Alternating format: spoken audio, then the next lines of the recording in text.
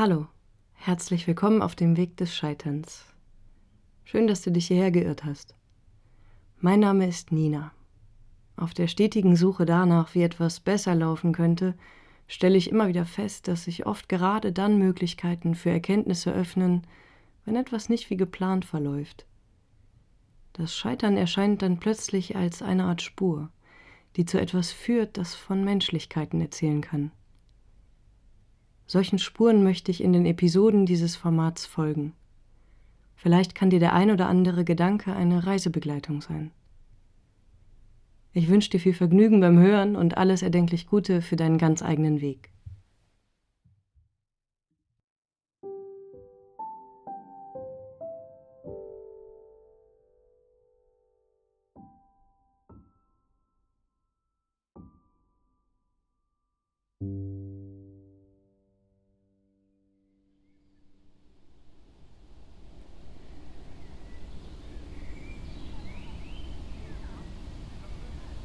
Hallo, schön, dass du da bist. Das Thema dieser Episode kam mir gerade in den Sinn, ist etwas, womit ich mich natürlich irgendwie schon länger beschäftige, aber jetzt den Impuls habe, darüber zu sprechen. Und das ist das Thema Vergebung, was inzwischen auch zu einer Art Technik geworden ist. Techniken rund um das Vergeben scheinen einigen Menschen zu helfen, mit Konflikten ins Reine zu kommen und insgesamt vielleicht zufriedener zu sein. Und das ist etwas, was ich überhaupt gar nicht diskreditieren möchte, denn alles, was einem Menschen wirklich hilft, ist gut. Es ist wirklich zu befürworten, vor allem wenn es auch noch autonom funktionieren kann, dass ein Mensch etwas hat, womit er einüben kann, sich selber zu einem Konflikt anders zu stellen und zu positionieren und einen neuen Blick darauf werfen zu können, sodass eine Art Frieden entsteht. Ich glaube, dass das funktioniert. Großes Aber, und das speist sich aus meinen eigenen Erfahrungen, vor allem auf die ich jetzt zurückgreife. Deswegen mag es sein, dass das auch eine persönliche Perspektive ist. Aber gerade rund um das Vergeben und Verzeihen, die man ja durchaus unterscheiden kann als Praktiken, habe ich ganz oft den Weg gewählt, zu früh zu verzeihen oder zu vergeben. Entweder um eine Beziehung zu retten, zu wem auch immer, also etwas zu kitten, wo es einen Bruch gab oder mehrere, oder um selbst weiterzukommen, also das irgendwie hinter mir lassen zu können, um dann wieder in eine Aufbruchsstimmung zu geraten. Und Ballast abzuwerfen, sich loszumachen. Oder eben, tatsächlich auf etwas schon Neues zuzugehen. Und der Versuch, so die Bremsen zu lösen, wenn er gelingt, ist das gut. Wenn er dafür sorgt, dass man auf der Oberfläche den Eindruck hat, mit etwas abgeschlossen zu haben und es vor allem vor sich formuliert, kann gerade das vor sich zu formulieren, so jetzt ist aber Schluss oder ich bin darüber hinweg oder wie auch immer man das macht oder ich habe vergeben. Es kann bedeuten, dass man sich das in dem Augenblick einredet, anstatt es wirklich zu erleben. Das ist gar nicht so selten so, das ist meine Beobachtung, wenn wir etwas behaupten, also wenn wir etwas sagen, ich bin jetzt da und da Ich habe mein Mindset verändert, ich habe meinen Wert erkannt. Ich sehe jetzt, was es war oder was auch immer. Also diese ganzen Dinge, bei denen wir den Eindruck haben, etwas zu verwirklichen, indem wir es aussprechen. Sehe ich die Option, dass genau dadurch versucht wird, zu umgehen, es wirklich an der Wurzel zu erlösen. Und der Wunsch, vergeben zu können, hat, denke ich, etwas damit zu tun, etwas erlösen zu wollen. Und das ist eine der verständlichsten und tiefmenschlichsten Sachen. Nun ist es aber so, dass wenn wir es allein über den, ich sag mal, Bandspruch, also den Endbandspruch sozusagen, zu lösen versuchen, kann es sein, dass wir uns selber die Illusion bauen, dass das jetzt auch so wäre, dass wir wirklich vergeben oder verziehen hätten, ob jetzt sich selbst oder anderen oder Umständen. Und meine Erfahrung zeigt, dass der vorschnelle Versuch, das zu...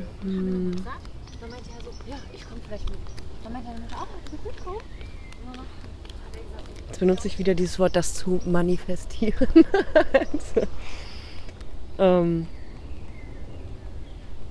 Zu entscheiden, wann der Zeitpunkt gekommen ist, an dem man etwas gehen lassen kann. Als Konflikt. Es kann sein, dass es tatsächlich den Blick verschleiert dafür, dass da noch ein Prozess passieren muss oder auch passiert, der vielleicht länger dauert, der uns auch nicht abhalten muss, irgendwas zu tun oder aufzubrechen, der aber seine Zeit einfordert, auf den wir vielleicht an manchen Stellen gar nicht so viel Einfluss haben, als den Bereich, wo eine Verletzung passiert ist, zu behüten und für eine Zeit lang mal dieser Verletzung nicht auszusetzen, sich auf die Suche nach neuen Erfahrungen zu machen, die das, was da insofern als Schmerz oder Verletzung passiert ist, als dass tiefe Wünsche nicht sich erfüllt haben, dass die Hoffnungen gebrochen wurden, sie einem vielleicht sogar genommen wurden oder man sie verloren hat anhand dieser Erfahrung, die einen dort enttäuscht hat.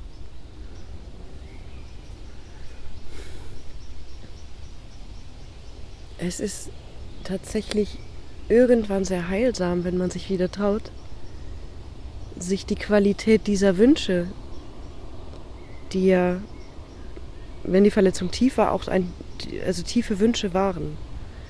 Und dementsprechend wird an diesen Wünschen, vielleicht ist es bei jedem Wunsch irgendwie so, also es gibt eine Seite, die auf jeden Fall sehr richtig ist, sehr wahr ist. Ob das zum Beispiel der Wunsch ist, sich auf jemanden verlassen zu können, vielleicht auf sehr zentrale Personen im Leben, auf die man vielleicht sogar angewiesen sind, dass man da den berechtigten, also wirklich instinktiv, existenziell berechtigten Wunsch hat, von diesen Menschen nicht im Stich gelassen zu werden. Und dann die Erfahrung doch zu machen oder vielleicht sogar auch immer wieder zu machen, das reißt wirklich eine tiefe Wunde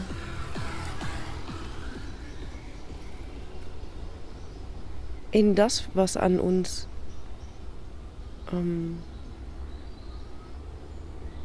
sich auf die Welt richten möchte, sich auf Kontakt richten möchte. Sich auch in manchen Zeiten eben, also lernt, sich auf sich selbst zu richten. Wir lernen das im Kontakt.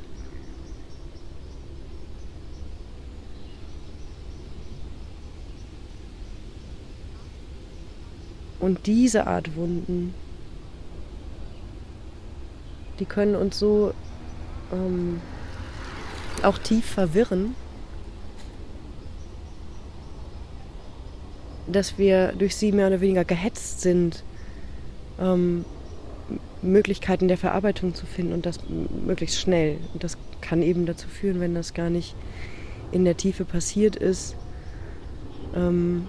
dass wir uns in Situationen bringen, die das im Grunde immer schlimmer machen. Und wir irgendwann grundverängstigt sind. Und vor allem wahnsinnig damit beschäftigt sind, vor uns das Bild aufrechtzuerhalten, dass alles gut sei, obwohl es das nicht ist.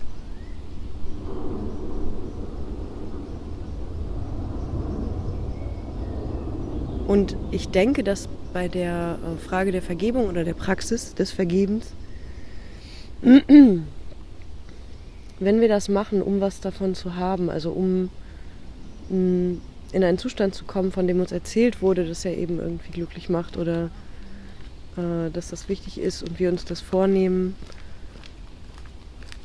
als etwas, das wir noch zu erledigen hätten, um dann endlich erfolgreich zu sein.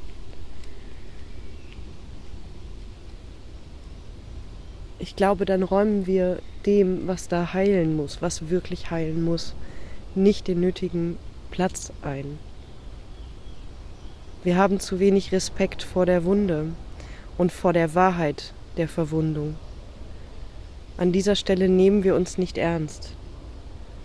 Und überall dort, wo wir uns nicht ernst nehmen, können wir nicht wirklich vergeben. Da bleibt eine Frage bestehen,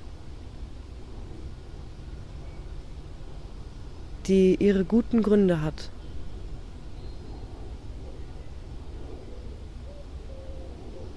Und es muss nicht darum gehen, diese Frage schnell zu beantworten. Das ist ein verirrter Leistungsanspruch, der sich dann auch noch auf das Gebiet der Persönlichkeitsentwicklung oder Selbstheilung, Selbstoptimierung, was auch immer, gewagt hat und da irgendwie eingezeckt hat. Und es ist wirklich, ehrlich gesagt, glaube ich, wir hypnotisieren uns selber damit, dass wir in einem bestimmten Zustand sein wollen, in dem wir mit nichts mehr irgendwie einen Vertrag haben. Und das ist, ganz ehrlich, ich glaube, es ist Selbstbeschiss, der dafür sorgt, dass wir tatsächlich nicht vergeben. Dass wir auch vergessen, was es dafür braucht, nämlich auf diese Sprache, die die Wunde weiterhin artikuliert, was es auch immer ist, ob es ein Wiederholungszwang ist oder ob es wiederkehrende Gedanken sind oder ob es eine Reinszenierung von Trauma ist, also eine Erfahrung ist, ob es ein Tick ist, was auch immer. Die Wunde spricht zu uns. Es gibt eine Sprache des Symptoms gewissermaßen. Und wenn wir irgendwas sein wollen, irgendwie zufrieden wirken wollen auf uns selbst und auf andere, dann hören wir diese Sprache nicht.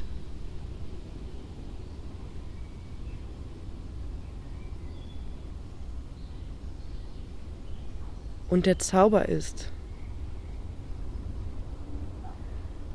dass manchmal in dem Augenblick, in dem man sich entscheidet, ich vergebe einfach nicht, ich verzeihe nicht das Unverzeihliche. Völlig egal, was die anderen sagen, völlig egal, ob der andere das von mir verlangt oder darum bittet, völlig egal, ob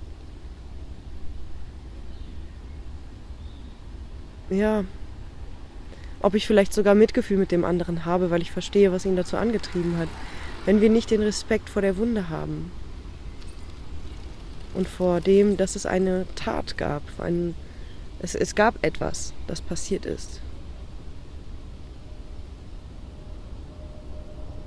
dann bin ich wirklich der Meinung, dann werden wir nicht vergeben und schon mal gar nicht verzeihen. Das Verrückte ist, in dem Moment, also oder auch in der Phase, es kann auch länger dauern natürlich, aber dann, wenn wir dieser Stimme, die sagt, das ist inakzeptabel, was passiert ist, das war wirklich falsch, das war für mich nicht gut,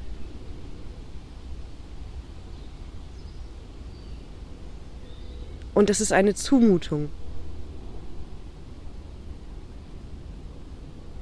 Ohne vorschnelles Verständnis, ohne dieses ganze, ich kenne es so gut von mir, diese ganze Sucht danach, Erklärungen für das zu finden, was passiert ist. Das kann alles ein Selbstverwirrungsmanöver sein. Und dann, wenn wir diesen, ja, vielleicht sogar unbesonnenen Stimmen, die richtig schlecht vom anderen denken, diesmal richtig krachen lassen mit dem Verfluchen der Sache, der Situation des anderen Menschen. Innerlich meine ich. Also das ist nicht hilfreich, dass, also manchmal ist es das, aber das muss man sehr mit sehr wachen Sinn selbst entscheiden. Also es dem anderen an den Kopf zu werfen, kann in seltenen Fällen vielleicht tatsächlich mal kathartisch sein, aber wenn das passiert in der Hoffnung, dass der andere das versteht und dass das jetzt irgendwie ankommt, dann ist es nach meiner Erfahrung einfach in den meisten Fällen eine Nullnummer. Aber vor sich selber das zuzulassen, in sich, diese Wut, diese Rage, dieses Nicht-Verzeihen.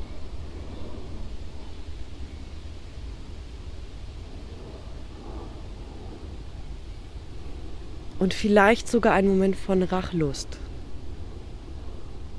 in sich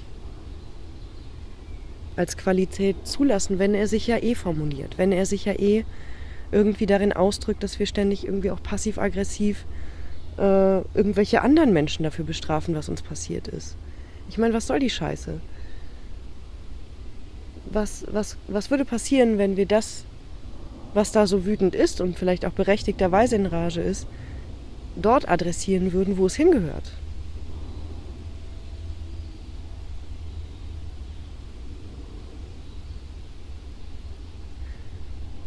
Dann passiert eine Art Alchemie vielleicht. Es ist wie in der Folge mit der Inszenierung, eine paradoxe Intervention, die man vielleicht gar nicht beabsichtigt hat. Also man darf sie nicht beabsichtigen, das ist der Witz. Es kann passieren, dass das, was da sein Recht einfordert, nämlich gehört zu werden und für wahrgenommen zu werden, die Empörung, dass das geschehen ist, dass das tatsächlich endlich zufriedengestellt ist. Seine Erinnerungen freigibt, zur Verarbeitung und zur Verdauung sozusagen, und dann wirklich verheilt. Und in dem Moment lässt es uns los. Es vergibt. Es vergibt auch uns, dass wir es so lange nicht gehört haben.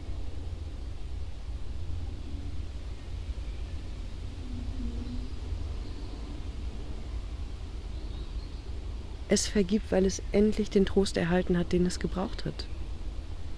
Den Zuspruch, dass ja, das ist passiert. Und ich weiche nicht davor aus, dieser Tatsache ins Gesicht zu sehen und dem ins Gesicht zu sehen, was für ein Leiden daraus entstanden ist. Plötzlich gehen einem 1000 Lichter auf. Dort, wo man selbst das einfach weitergegeben hat, zum Beispiel unbewusst, was man erlitten hat. Wo man das an sich selbst weiter vollzogen hat.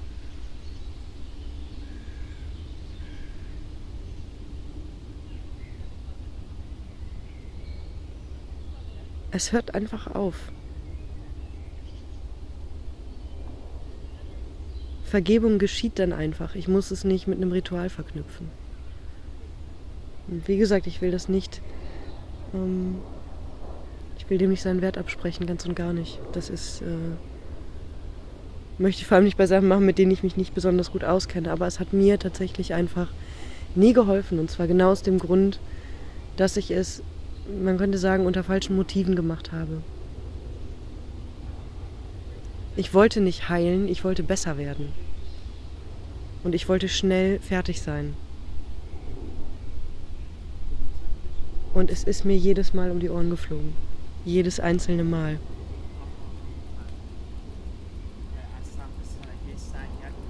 Und vergeben zu wollen, ohne es zu können, ist eine der Sachen, die uns in der Tiefe so sehr regieren kann,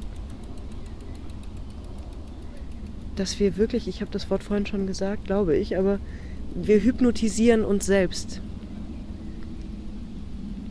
Wir reden uns etwas ein.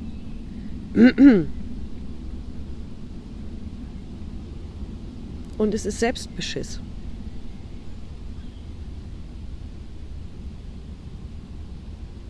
Und von diesem Selbstbeschiss aus ist es tatsächlich, so zeigt die Erfahrung auch, nicht möglich, wirklich andere Erfahrungen zu machen. Also diese Erfahrung vielleicht sogar zu machen, aber sie eigentlich nicht wahrnehmen zu können an den Stellen. Denn da blutet es ja noch. Da ist ja noch richtig Kasala im Grunde. Da pocht was und will seine Medizin. Und kämpft darum, sich Gehör zu verschaffen. Das ist wie Entzündungen im Grunde, die unbehandelt zurückbleiben und dort ständig für Stress sorgen. Das ganze System eigentlich damit bestimmen. Und es ist eine Knochenarbeit, eine mühsame, schmerzvolle, sehr ernstzunehmende, heftige Arbeit, die ein Mensch macht, wenn er sich entscheidet, sich diesen Wunden wirklich zuzuwenden, in der Tiefe, mit einem Ernst und mit einer Bereitschaft, dort zu bleiben und wenn es für immer ist. Und wenn es nie besser wird. Das ist der Modus, den wir brauchen. Diese Radikalität in der Zuwendung gegenüber diesen Sachen, das ist das, was es erlöst. Und nicht irgendein imaginierter Heiligenschein. Das funktioniert einfach nicht. Also ich sage das jetzt so, weil ich es wirklich so sehe.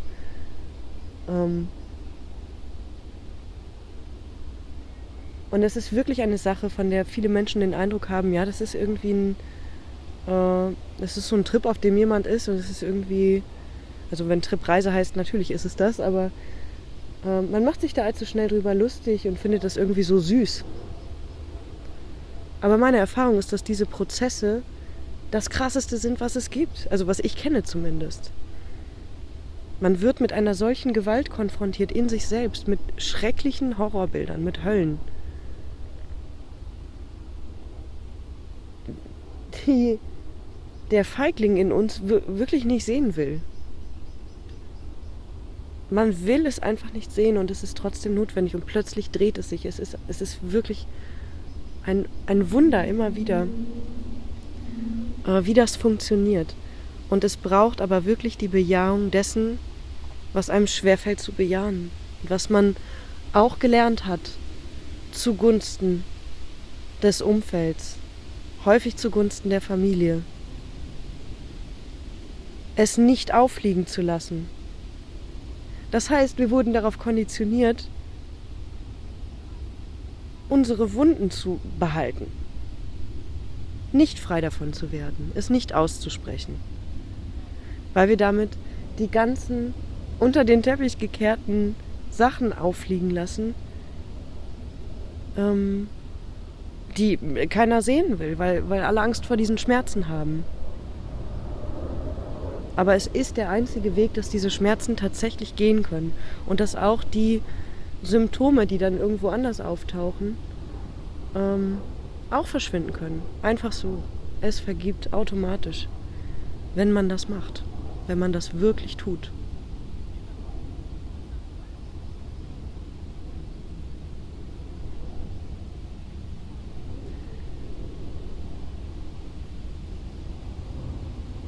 Und der Rest ist Gelaber, ganz ehrlich.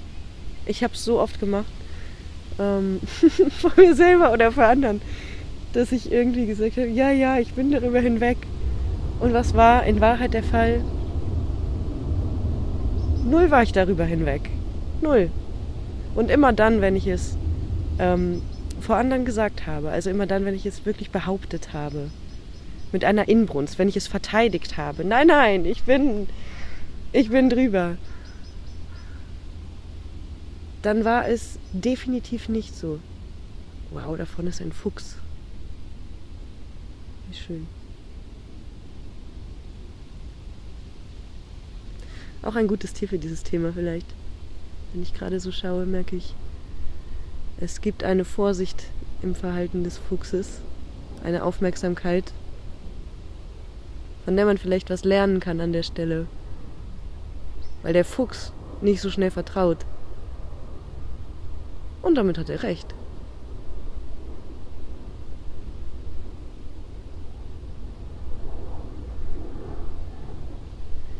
Wenn du, ich gebe dir jetzt einen Rat, das mache ich sonst eigentlich nicht gern, aber der kommt wirklich von Herzen. Wenn du negative Gefühle, und negativ, ich spreche es in Anführungszeichen, weil ich denke, das ist etwas, was schon mal einen wichtigen Grad der Verwirrung formuliert, aber wenn du sogenannte negative Gedanken gegenüber Menschen hast und aber gerne eigentlich dich mit einem liebevollen Blick auf sie richten möchtest, dann lass in dir diese sogenannten negativen Gedanken, das wirklich wie innerliche Verfluchen des anderen, kann ja eine Projektion sein, es ist egal für diese Sache. Lass sie zu, lass sie sich ausrollen. Lass sie sich erzählen. Lass es durchlaufen.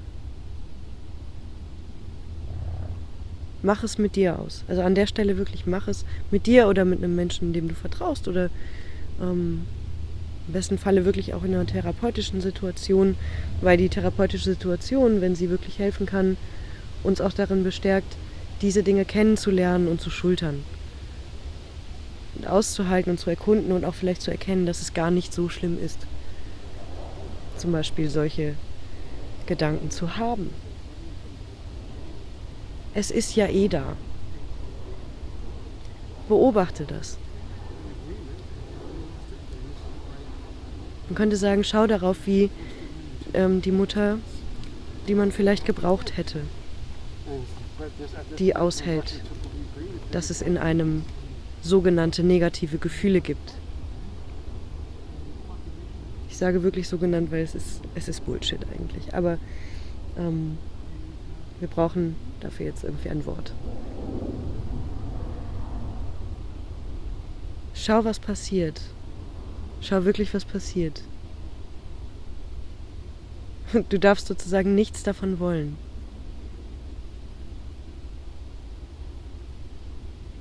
Aber einmal mit dieser Entschlossenheit da zu bleiben, wenn es sich formuliert. Und nichts anderes als da zu bleiben und das zu bezeugen, hat eine immense Kraft. Kann wirklich etwas aushebeln. Und mehr möchte ich an dieser Stelle nicht dazu sagen, denn das könnte die Übung verfälschen. Aber es ist etwas, das ich wirklich aus eigener Erfahrung und Überzeugung mitgeben kann an dieser Stelle. Lass mal in deinen Gedanken richtig die Sau raus. Und schau, was passiert.